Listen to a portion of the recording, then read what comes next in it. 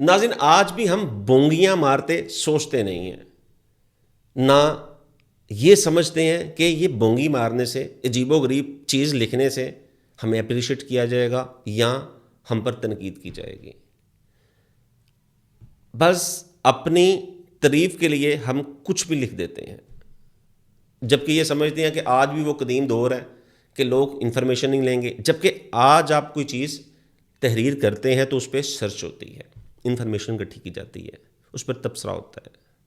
اب پی آئی کی طرف سے ایک پوسٹ لگا دی گئی اور تحریر کیا گیا کہ پی آئی اے کے عملے کو جنوبی ایشیا کا 7واں بہترین عملہ قرار دے دیا گیا.